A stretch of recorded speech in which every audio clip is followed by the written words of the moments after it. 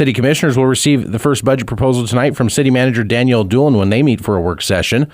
According to agenda documents, the recommended annual operating budget for fiscal year 2026 will total $242.9 million. That includes projected ending fund balances. The actual budgeted expenditures for all funds in 2026 will total over $174 million, up 2.1% from fiscal year 2025. Elsewhere, budgeted general fund expenditures are down 1.2% when compared to 2025 numbers. The Special Revenue Fund expenditures are up 2%.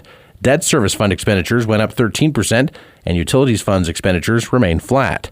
Now, it's unclear where city administrators are planning to set the proposed mill levy for 2026. Last year's mill levy was 53.109, but agenda documents don't show the city manager's PowerPoint presentation at the moment. Doolin says that should be available in agenda documents by later this morning. The work session begins tonight at 6 o'clock in City Hall. A Manhattan man's offender registration violation sentencing was postponed Monday to give a Riley County District Court judge more time to catch up on the case. 36-year-old Travis Lane was convicted in a May 2nd bench trial on 2 counts of violating the Offender Registration Act, including an aggravated count thereof.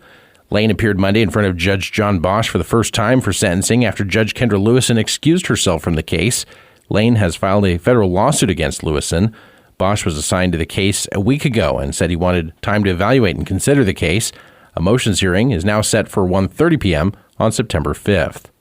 Pottawatomie County Commissioners reviewed the proposed 2026 budget during a Monday work session in Westmoreland. The focus centered around employee wages, departmental funding, and tax rates. County staff have proposed a 4% cost of living adjustment for all county employees. After discussion Monday, county commissioners reached consensus to exclude themselves from the COLA and address their compensation separately. Commissioner Merle Page. I'm saying that if the commission feels that there's a need to increase the salary, the annual salary, we do it as a vote and come up with a number. I don't want built in something that's hidden in 50-some pages. Key changes in the budget include adjustments to departmental funding, such as moving a personal property clerk out of the appraiser's office, adding a GIS technician, and shifting some fire supervisor costs to the Consolidated Fire Fund. Assistant County Administrator Heather Gladback says the proposed mill levy would increase from 25.999 to 26.78 for fiscal year 2026. That's a 3% increase. Just to give some context to that 0.781 increase, on a $300,000 home, that impact is an additional increase of $26.95. The county's assessed valuation is projected to grow by nearly 9%, driven largely by increases in state-assessed utilities. Commissioners on Monday authorized publication of the notice of hearing for the 2026 budget for 9 a.m. on August 25th. A text message scam, which the Kansas Department of Transportation first responded to earlier this year, continues to fluster Kansans, with many threatening revocation of driver's licenses or a fine for not making a prompt payment. KDOT is reminding the public that it does not collect money for tickets or tolls and does not issue unsolicited text messages. The agency is urging the public to not open any links in the messages, as they may be used to expose your information to scammers. Information on how to report those fraudulent text messages can be found at ksdot.gov. When you hear Lululemon, you probably think of Align yoga pants, weightlessly soft, like you're wearing next to nothing. That's why you see them in class, at the grocery store, and in the park. But did you know about skirts with built-in liner shorts so you can still jump for the Frisbee? And tanks and bodysuits? With Align's iconic stretch, you won't want to take it off. And with endless style options, you don't have to. Shop in-store or online at Lululemon.com.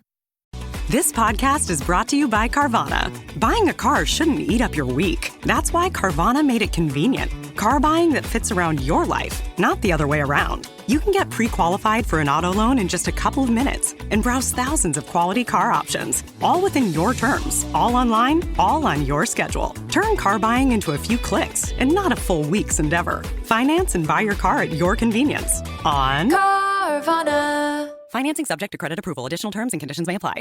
Good morning. I'm Troy Coverdale with your sports headlines. K-State landed 2 players on the preseason All-Big 12 football team, one on each side of the ball, as announced yesterday. Will Swanson was selected at fullback and H-back. Swanson had 3 receiving touchdowns on 9 catches last year and caught passes in 7 of K-State's 13 games.